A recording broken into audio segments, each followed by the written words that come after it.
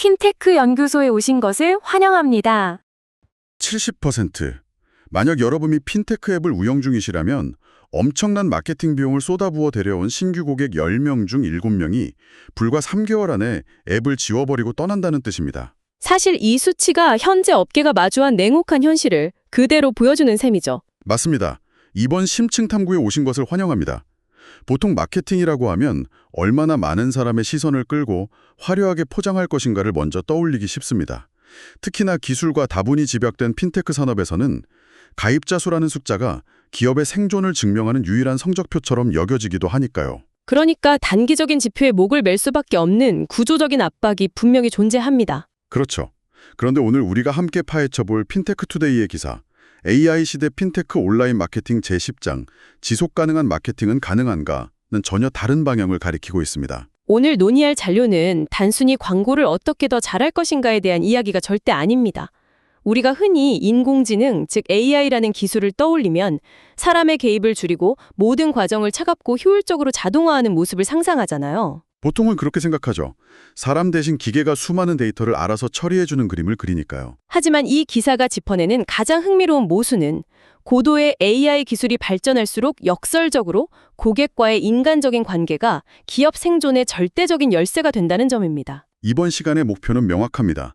단기적인 성과, 즉 숫자에만 집착하는 핀테크 스타트업들의 고질적인 구조를 해부하고 어떻게 하면 장기적이고 지속 가능한 성장으로 넘어갈 수 있는지 그 구체적인 해답을 여러분과 함께 찾아보는 것입니다.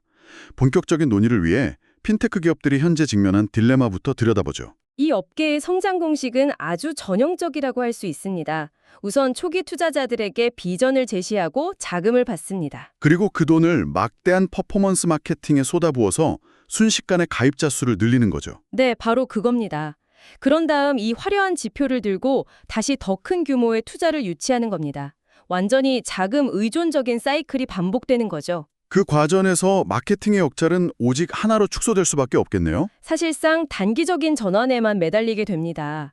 지금 당장 앱을 설치하고 가입 버튼을 누르게 만드는 것에만 혈안이 되는 거죠.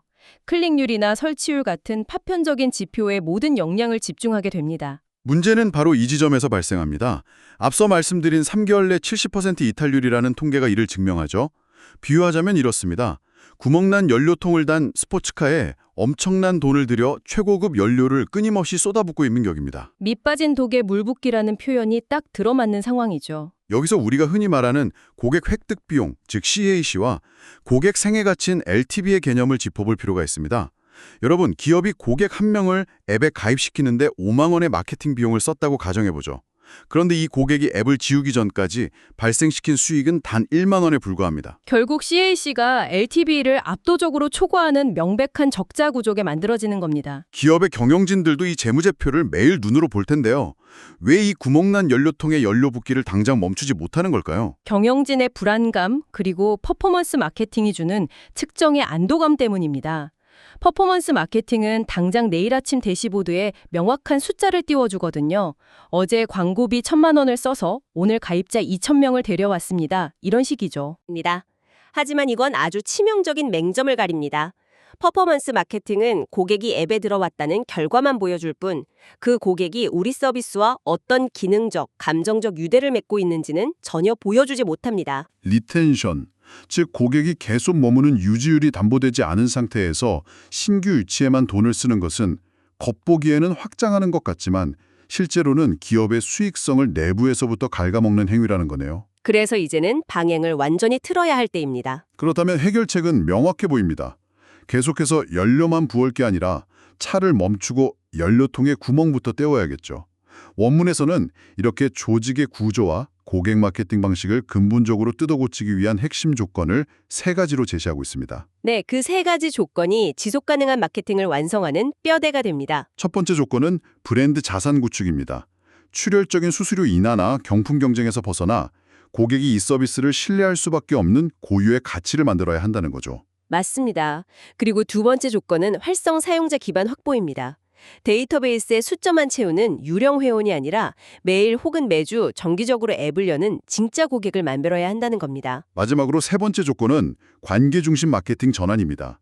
가입시키는 순간 마케팅이 끝나는 것이 아니라 그때부터 고객의 상해주기 전반을 관리하며 이탈을 방지하라는 뜻이죠. 이 세 가지 조건은 상황에 따라 하나씩 골라 쓰는 옵션이 아닙니다. 이들이 유기적으로 톱니바퀴처럼 맞물려 돌아가야만 기업이 시장에서 존속 자체를 할 수 있습니다. 단순히 가입 축하금 1만 원을 주고 끝내는 게 아니라 사용자 경험 자체를 다시 설계해야 한다는 의미군요. 그렇습니다. 고객이 우리 핀테크 앱을 자신의 일상적인 금융 습관으로 받아들이도록 만들어야죠. 신속한 고객 서비스 체계, 자발적인 리뷰, 사용자들이 소통하는 커뮤니티 같은 것들이 모두 연결되어야 진짜 활성 사용자가 탄생합니다. 하지만 잠깐만요. 여기서 현실적인 질문을 던지지 않을 수 없습니다. 어떤 부분이죠? 방금 말씀하신 브랜드 자산이나 고객과의 관계 구축 같은 개념들, 물론 방향성은 훌륭하지만 너무 정성적이고 추상적이지 않습니까? 당장 다음 분기에 매출이 얼마나 드러날 것인지 지표 상승 곡선을 들이밀어야 하는 투자자들에게 우리는 지금 고객과 아주 좋은 관계를 맺고 있습니다 라고 보고할 수는 없잖아요. 사실 그게 실무진들의 가장 큰 딜레마죠. 당장 숫자로 증명하기 어렵다는 점 말입니다. 이 보이지 않는 가치를 도대체 어떻게 증명하고 정당화할 수 있습니까? 아주 예리한 지적입니다. 바로 그 막막한 지점에서 오늘 논의의 진정한 주인공인 AI가 등장하게 됩니다. 마케팅에서 AI라 보통은 그저 광고 이미지를 자동으로 만들거나 클릭을 잘할 만한 사람에게 광고를 노출해 효율을 조금 더 올리는 도구로만 생각하지 않나요? 일반적으로는 그렇게 많이 쓰이죠. 하지만 원문에서 강조하는 AI의 진정한 가치는 그게 아닙니다. 방금 말씀하신 그 추상적이고 모호한 관계와 브랜드 자산을 정량적이고 측정 가능한 데이터로 변환해주는 것. 그것이 AI의 핵심 역할입니다. 보이지 않는 관계를 숫자로 보여준다. 굉장히 솔깃한 이야기네요. 이제 AI는 과거를 분석하는 데 그치지 않고 미래의 행동을 예측하는 도구로 진화했습니다. 크게 두 가지 방식으로 볼 수 있는데요. 우선 브랜드 자산의 측정입니다. AI는 소셜미디어, 커뮤니티, 뉴스 댓글 등 엄청난 양의 텍스트 데이터를 실시간으로 읽어냅니다. 사람의 힘으로는 도저히 불가능한 작업량이죠. 그렇죠. 이를 통해 단순히 긍정, 부정을 나누는 것을 넘어 대중이 우리 브랜드를 신뢰성, 편의성, 혁신성 중 어떤 감성으로 대하고 있는지 아주 정교하게 수치화합니다. 내일 당장 투자자에게 보여줄 수 있는 신뢰도 지표 추이를 만들어내는 거죠. 감이 아니라 방대한 텍스트의 감성 분석을 통해 확실한 수치를 뽑아낸다는 거군요. 맞습니다. 하지만 훨씬 더 중요한 것은 고객의 행동 로그 분석입니다. 고객이 처음 앱을 깔고 접속하는 시간대, 주로 터치하는 메뉴, 이체 빈도 같은 아주 미세한 패턴들을 AI가 딥러닝으로 학습합니다. 그리고 그 패턴을 바탕으로 무언가를 예측하는 건가요? 네. 수백만 명의 과거 데이터와 대조해보는 겁니다. 이 과정을 통해 특정 고객의 이탈 확률 모델을 만들어냅니다. 예를 들어 가입 후 일주일 내에 계좌를 연동하지 않은 20대 고객은 3개월 내 이탈할 확률이 85%다. 이런 식의 구체적인 예측이 가능해지는 겁니다. 더 나아가 초기 며칠간의 행동 패턴만으로도 이 고객이 앞으로 평생 우리 기업에 얼마나 많은 이익을 가져다 줄지, 즉 LTV를 미리 계산해낼 수도 있겠네요. 바로 그겁니다. 그게 가능해지면 마케팅의 판도가 완전히 바뀌게 됩니다. 생각해보면 과거에는 AI를 그저 더 많이 팔기 위한 강력한 확성기로만 썼던 것 같습니다. 어떻게 하면 내 광고를 더 넓고 시끄럽게 퍼뜨릴까만 고민했죠. 그런데 지금 말씀은 지속 가능한 마케팅을 위해서는 AI를 고객의 마음을 읽고 이탈을 막아주는 정밀한 안전망으로 써야 한다는 의미로 들립니다. 완벽한 비유입니다. 과거처럼 이탈을 막겠다고 모든 회원에게 일괄적으로 할인 쿠폰을 뿌리는 건 사실 안 떠날 사람에게도 돈을 쓰는 엄청난 낭비였죠. 그러니까 이제는 그럴 필요가 없다는 뜻이군요. 네, AI의 예측 모델이 구축되면 마케팅팀은 LTV가 높을 것으로 예상되면서 동시에 이탈 위험도 높은 특정 고위험군을 정확히 핀셋으로 집어넣을 수 있습니다. 이들에게만 선별적으로 집중적인 리텐션 캠페인을 진행하는 거죠. 마케팅 비용의 효율성이 극적으로 올라가겠네요. 그렇습니다. 이것이 바로 마케팅 책임사가 경영진과 투자자들에게 단기 캠페인 중심이 아니라 장기 고객 가치 중심으로 예산을 써야 한다고 당당하게 설득할 수 있는 명분이 됩니다. 명확하게 이해가 됩니다. 안전망으로서의 AI가 준비되었고 진성 사용자를 확보해야 한다는 목표도 뚜렷해졌습니다. 그렇다면 이제 이것을 실제로 굴러가게 만들 내부의 실행 방안이 필요할 텐데요. 원문을 보면 진성 사용자를 붙잡아 두기 위해 미션형 UX를 도입하거나 특정 행동을 누적할 때마다 보상을 제공해 앱 사용을 습관화하도록 유도해야 한다고 설명하고 있습니다. 그리고 이를 검증하기 위해 기수 중심의 아주 엄격한 지표 체계를 제안하고 있죠. 직권에 의존하는 것이 아니라 철저히 수치화된 지표로 관리해야 한다는 뜻입니다. 이 지표들이 아주 구체적입니다. 원문에 따르면 이상적인 고객 획득 비용, 즉 CAC 대 고객 생애가치 LTV의 비율은 1대3 이상이 되어야 한다고 명시하고 있습니다. 고객을 데려오는데 1만 원을 썼다면 그 고객이 최소 3만 원 이상의 가치를 창출해야 기업이 생존할 수 있다는 기준을 제시한 거죠. 이와 함께 가입 시점 이후에 1개월, 3개월, 6개월 생존율을 구간별로 철저히 추적해야 한다고 강조합니다. 여기에 더해 고객이 주변에 우리 앱을 얼마나 추천하고 싶어 하는지를 묻는 추천지수, 즉 NPS 관리도 필수 지표로 등장하네요. 네, 이런 지표들이 뒷받침되어야 관계 중심 마케팅이 제대로 작동하고 있는지 객관적으로 판단할 수 있습니다. 그런데 여기서 다시 현실적인 의문이 듭니다. 기업이 비싼 돈을 들여 최신 AI 솔루션을 도입하고 대시보드에 이런 지표들을 띄워놓는다고 해서 마법처럼 실적이 오르는 건 아니지 않습니까? 과연 기존의 단기 성과 압박에 시달리던 마케팅 부서 혼자서 이 거대한 패러다임 전환을 감당할 수 있을까요? 불가능하죠. 단호하게 말씀드리지만 마케팅 부서 혼자만의 노력으로는 절대 이룰 수 없습니다. 지속 가능한 마케팅이라는 것은 단순히 새로운 툴을 하나 더 도입하는 문제가 아닙니다. 그럼 기업 전체가 움직여야 한다는 말씀이신가요? 그렇습니다. 기업의 조직 구조와 예산 배분 방식 자체를 전면적으로 해체하고 재조립해야 하는 아주 고통스러운 과정이 필요합니다. 조직의 뼈대 자체를 바꿔야 한다면 구체적으로 어떻게 달라져야 합니까? 과거에는 여름맞이 신규 가입 이벤트처럼 마케팅 캠페인 단위로 예산을 쪼개어 썼잖아요. 이제는 그런 방식을 버려야 합니다. 고객이 처음 브랜드를 인식하는 순간부터 가입하고 지속적으로 사용하는 그 고객 생애주기 단위를 통째로 묶어서 예산을 편성해야 합니다. 부서 간의 벽도 허물어야 하겠네요. 네, 신규 유치에만 매몰된 기존의 퍼포먼스 마케팅 팀을 해체하고 완전히 새로운 형태의 통합 조직을 만들어야 합니다. 브랜드의 철학을 고민하는 팀, 고객의 경험을 기획하는 팀, 그리고 AI가 쏟아내는 데이터를 정밀하게 분석하는 팀을 하나의 데이터 통합팀으로 재편하는 거죠. 완전히 새로운 형태의 태스크포스처럼 움직여야 한다는 거네요. 성과를 평가하는 기준 역시 달라져야 할 텐데요. 당연합니다. 이번 달에 광고비 대비 수익률이 얼마냐가 아니라 이번 분기에 확보한 고객들의 예상 LTV 총합이 어떻게 되느냐로 평가 지표가 완전히 바뀌어야 하죠. 결국 AI의 도입은 단순한 업무 자동화가 아니라는 거군요. 맞습니다.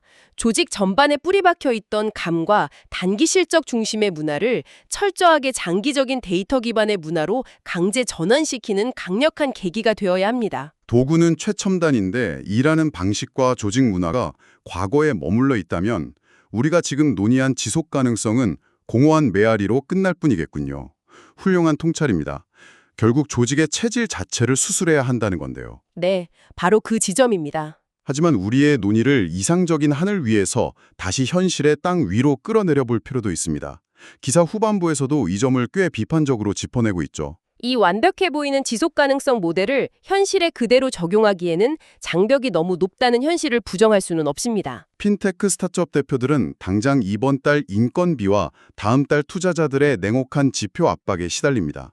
게다가 겁의 IT 플랫폼들의 광고 단가는 하루가 다르게 치솟고 있고요. 게다가 이직이 잦은 IT 업계 특성상 담당자가 계속 바뀌는 환경에서 한 명의 고객과 장기적인 관계를 맺고 그 브랜드 철학을 일관되게 유지한다는 건 실무진에게는 정말 피가 마르는 난관일 수밖에 없습니다. 맞습니다. 당장 내일의 생존이 급한데 언제 6개월, 1년 뒤의 관계를 보고 앉아있느냐는 항변이 나올 법하죠. 그 현실적인 한계를 직시하는 것이 이 논의의 완성을 위해 반드시 필요합니다. 우리가 지금까지 나눈 이야기의 결론이 단기 퍼포먼스 마케팅은 무조건 나쁜 것이니까 내일 당장 전부 중단해라 라는 비현실적인 주장이 되어서는 안 됩니다. 만약 그렇게 끊어버리면 신규 유입은 0이 되고 회사는 당장 문을 닫아야 할 수도 있으니까요. 그렇다면 현실적인 대안은 결국 어느 지점에서 타협을 찾는 것일 텐데요. 타협이라기보다는 정밀한 균형이라고 표현하고 싶습니다. 당장의 현금 흐름을 만들고 최소한의 신규 유입을 보장하는 단기 퍼포먼스 마케팅 엔진은 계속 돌려야 합니다. 그와 동시에 장기적인 엔진도 돌려야 한다는 거군요. 네. 그렇게 힘들게 데려온 고객들이 빠져나가지 않게 이태를 막고 신뢰를 쌓아가는 장기적인 자산 구축 엔진에도 반드시 자원을 배분해야 하죠. 이 두 가지 엔진 사이의 최적의 비율을 찾아내는 균형 모델을 설계하는 것이 핵심입니다. 이 균형추가 어느 한쪽으로 쏠리는 순간 기업의 미래가 위태로워지겠네요. 맞습니다. 단기 실적만 남고 미래는 없거나 비전만 거창하고 당장 파산하는 극단적인 결과로 이어질 수 있으니까요. 오늘 우리는 화려한 기술의 이면에 가려져 있던 핀테크 산업의 마케팅 구조를 깊숙이 들여다보았습니다. 밑빠진 독처럼 고객이 빠져나가는 구조적 한계를 확인했고 그 대안을 찾는 여정을 함께했죠. 그 과정에서 가장 인상 깊었던 건 역시 AI의 재발견이었습니다. 차가운 첨단 기술이 단순한 광고 효율 향상 도구를 넘어서 고객의 복잡한 마음을 데이터로 번역하고 장기적인 관객을 예측하는 나침반이 되어야 한다는 점이죠. 기술이 세상을 뒤흔드는 거대한 혁신을 만들어낼 수는 있습니다. 하지만 그 혁신이 일회성 유행으로 끝나지 않고 시장에 단단히 뿌리내려 생존하게 만드는 궁극적인 힘은 결국 사람과 기업 사이의 끈끈한 관계에서 나온다는 사실을 깨닫게 됩니다. 이는 비단 핀텍 타돈만 아니라 모든 산업에 적용되는 묵직한 통찰이라고 생각합니다. 여러분, 이번 심층 탐구를 마무리하며 마지막으로 여러분 자신에게 이런 질문을 던져보셨으면 합니다. 지금 당장 여러분의 스마트폰 화면을 열고 수많은 핀테크 앱 중에서 가장 자주 쓰는 앱을 하나 떠올려 보십시오. 여러분은 단지 그 앱이 주는 일회성 포인트나 단기적인 혜택 때문에 그곳에 머물고 계신가요? 아니면 언제든 내 자산을 믿고 맡길 수 있는 신뢰의 관계가 형성되어 있기 때문인가요? 만약 당장 내일 그 혜택이 사라진다면 여러분은 언제든 다른 앱으로 갈아탈 준비가 되어 있지는 않으신가요? 이 질문에 대한 여러분의 답변이 바로 오늘 우리가 탐구한 그 기업의 지속 가능성을 증명하는 가장 확실한 지표일 것입니다. 다음 심층 탐구에서 뵙겠습니다.